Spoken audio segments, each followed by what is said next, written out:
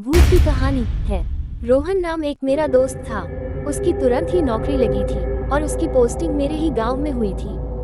गांव से थोड़ी ही दूर पर एक बहुत बड़ा और पुराना घर था जो कि बहुत साल से बंद पड़ा था। रोहन ने किराए पर रहने के लिए वो घर ले लिया और आराम से अपनी नौकरी करने लगा। कुछ समय बाद कुछ ऐसा हुआ। एक रात जब वो सो रहा था तो उसे एक अजीब सी आवाज सुनाई दिया जो किसी जानवर के आवाज की तरह था। शुरुआत में रोहन उस आवाज पर ज्यादा ध्यान नहीं दिया, लेकिन फिर दूसरे दिन भी उसे वही आवाज दोबारा सुनाई देने लगा। फिर वो सोचने लगा कि इस घर में कोई भूत भूत है जो मुझे डराने की कोशिश कर रहा है। खैर रोहन भूत प्रेत को नहीं मानता था, इस वो आराम से सो गया। कुछ समय बाद जब रोहन की नींद खुली तो सामने एक दरवाना काला साया दिखाई दिया। रोहन इसके पहले कुछ करता वो खुद बेहोश होकर गिर गया। कुछ घंटे बाद जब उसे होश आया तो भागकर उस घर के मालिक के पास गया और सारी घटना के बारे में बताया।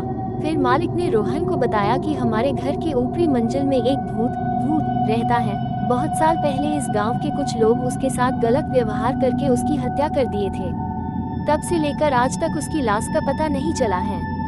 कई लोग तो ये भी बताते थे कि रात के समय में इस रास्ते से अगर कोई जाता था तो वो भूत उसे अपने घेरे में ले लेता था और कई दिनों तक उसका पीछा नहीं छोड़ता था, लेकिन उसे अभी तक कोई देखा नहीं है। कभी कभी उसकी डरावनी आवाज सुनाई देती थी और सबकी नींद उड़ा देती थी। रोहन मकान मालिक की पूरी बात सुनने के बाद सोचा कि यह सब कुछ केवल एक कल्पना और बकवास बातें हो सकती है, क्योंकि वो भूतों में विश्वास नहीं करता था। इसलिए वो वहां से चुपचाप अपने घर चला गया। कुछ दिन बाद रात के समय लगभग 11 बजे के करीब रोहन खाना खाकर टहल रहा था तो उसने देखा कि चारों तरफ अंधेरा छाया हुआ था और एकदम शांत माहौल था। फिर उसकी नजर दीवार पर गई और देखा कि घर के सारे दीवारों दरवाजों पर जानवरों की तरह कुछ निशानें बनी हुई थी और बहुत से वस्तुओं को बिना किसी वजह के ही अलग अलग जगहों पर रख दिया गया था। इससे पहले उसने वहां कुछ भी ऐसा नहीं देखा था। फिर एक रात कुछ ऐसा हुआ कि उसकी रूह कांप गई। रोहन अपने घर में अकेले सो रहा था, तब उसे एक डरावनी सी आवाज सुनाई दिया। रोहन नींद से उठ गया और इधर उधर देखने लगा कि कौन है जो इतनी डरावनी आवाज निकाल रहा है, लेकिन कहीं से भी कोई दिखाई नहीं दिया और थोड़ी ही देर में वो आवाज बार बार सुनाई देने लगी। जल्दी से रोहन अपने कमरे की लाइट जलाया तो देखा कि एक बहुत ही भयानक और डरावनी दृश्य उसके सामने खड़ा है और उसे घूर रहा है। अब रोहन डर के मारे थर थर कांपने लगा और उसकी आवाज भी नहीं निकलना बंद हो गया था। फिर उसने मन में ही सोचा कि मैं अपने सपनों में भी नहीं सोच सकता था कि मेरे साथ कभी भी कुछ ऐसा होगा। हे भगवान, अब आप ही मेरी कुछ मदद करिए। उसने देखा कि कमरे के बीच में एक आदमी खड़ा था जिसका शरीर काफी लंबा और डरावना था। दूध की तरह उजले और लहराते बाल थे और दोनों आंखें खून से लथपथ थी। वो भूत भूत को डरावने रूप में अचानक अपने सामने देखकर उसकी हालत खराब हो गई थी। रोहन ऐसा भयानक और डरावना भूत अपने जिंदगी में कभी पहले नहीं देखा था। जैसे तैसे करके वो उस घर से भागा। यह एक भूत की कहानी है।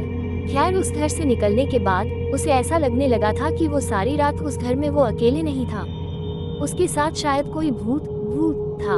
उसने बार बार पीछे मुड़कर देखा लेकिन कुछ नहीं था।